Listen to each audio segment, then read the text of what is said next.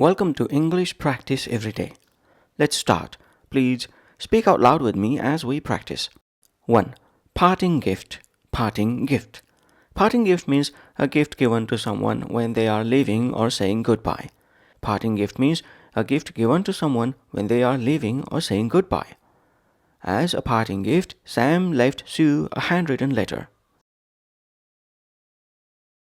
Joe received a book as a parting gift from his best friend. The company gave its retiring CEO a watch as a parting gift. The students presented their teacher with a parting gift on her last day. 2. Rallying cry. Rallying cry. Rallying cry is a phrase or statement meant to inspire people to take action or unite for a cause. Rallying cry is a phrase or statement meant to inspire people to take action or unite for a cause. Freedom for all was the rallying cry of the revolution. The coach's words served as a rallying cry for the team. The leader's speech became a rallying cry for the protesters. The environmental movement found its rallying cry in the phrase, "Save the planet." 3. Trying times. Trying times. Trying times is a period of difficulty or hardship. Trying times is a period of difficulty or hardship. During these trying times, we must support each other. Jane remained strong throughout the trying times in her life. Grandpa's advice was a source of comfort during trying times. The pandemic has been one of the most trying times in recent history. 4. Blinding light. Blinding light. Blinding light is an extremely bright light that makes it difficult to see. Blinding light is an extremely bright light that makes it difficult to see. The blinding light of the camera flash made me blink. The car's headlights created a blinding light in the fog. Ben shielded his eyes from the blinding light of the sun. The lighthouse emitted a blinding light across the dark sea. 5. Punching bag. Punching bag. Punching bag means a bag used for punching as part of boxing training, or, metaphorically, someone who is unfairly blamed or criticized. Punching bag means a bag used for punching as a part of boxing training, or, metaphorically, someone who is unfairly blamed or criticized. The politician became a punching bag for the media. Jack spent an hour at the gym hitting the punching bag. He bought a new punching bag to practice his boxing skills. Ivy felt like a punching bag after her boss criticized her all day. 6. Burning desire. Burning desire. Burning desire is a very strong and passionate wish or ambition. Burning desire is a very strong and passionate wish or ambition. Paul spoke with a burning desire to change the world. Mia had a burning desire to become a successful writer.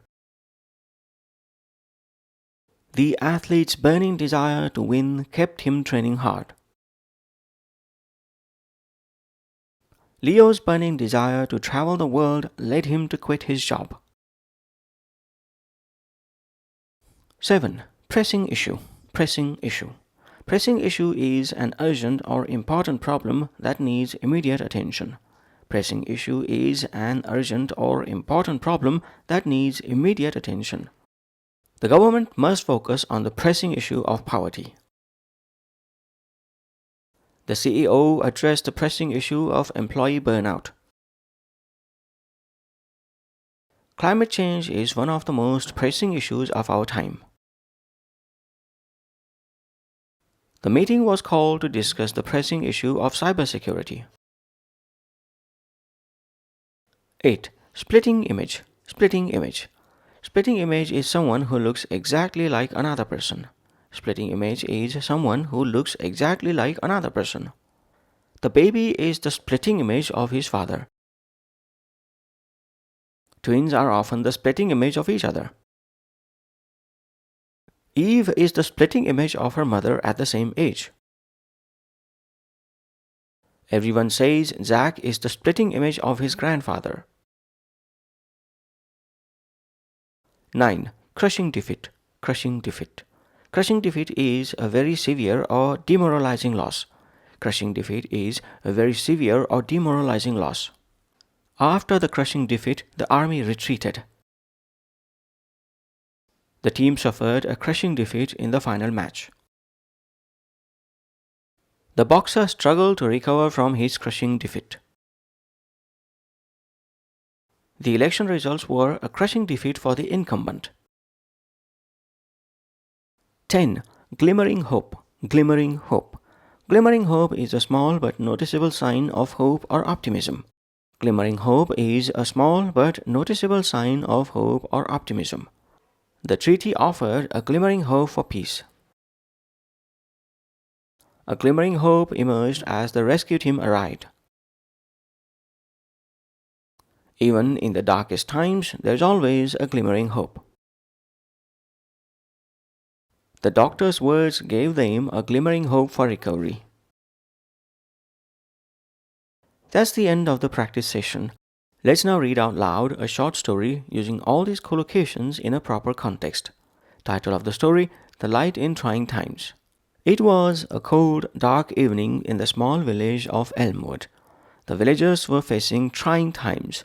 A terrible storm had destroyed their crops and food was scarce. Everyone was worried about the future. But amid this hardship, a glimmering hope appeared. A young woman named Clara had an idea to bring the village together. Clara stood in the town square, holding a lantern. The blinding light of the lantern cut through the darkness, catching everyone's attention. "We can't give up now," she shouted.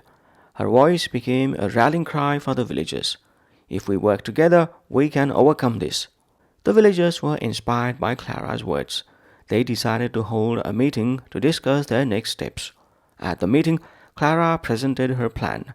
"We need to focus on our most pressing issue, food. Let's plant new crops and share what little we have until the harvest." The villagers agreed, but not everyone was hopeful.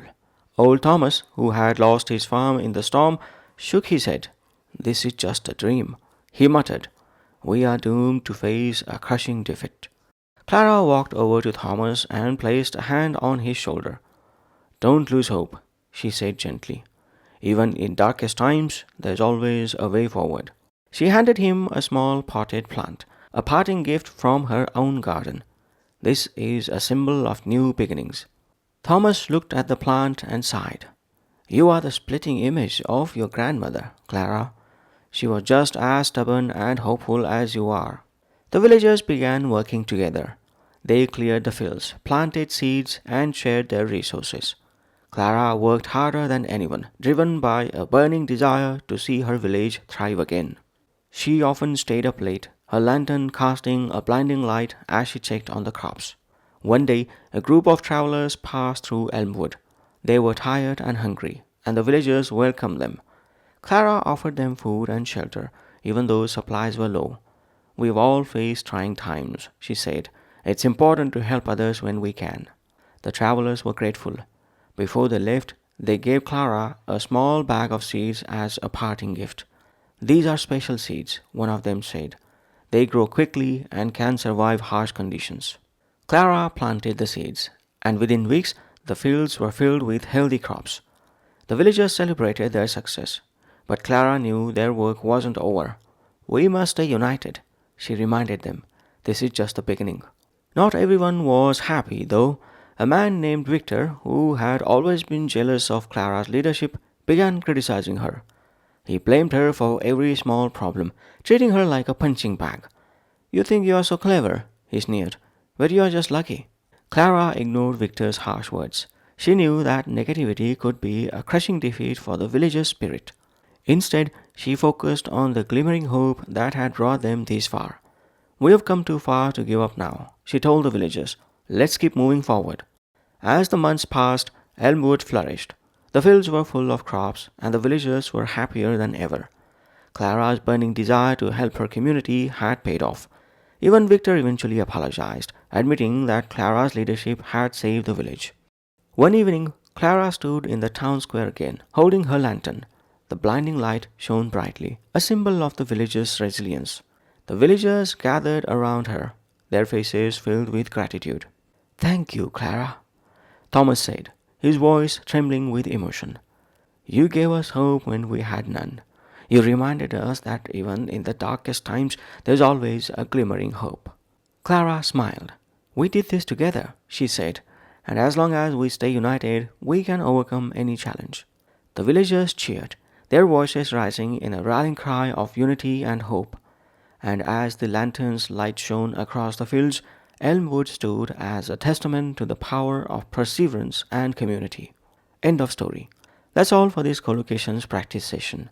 Try to practice these collocations in your conversations over the next few days to strengthen your understanding. Bye for now.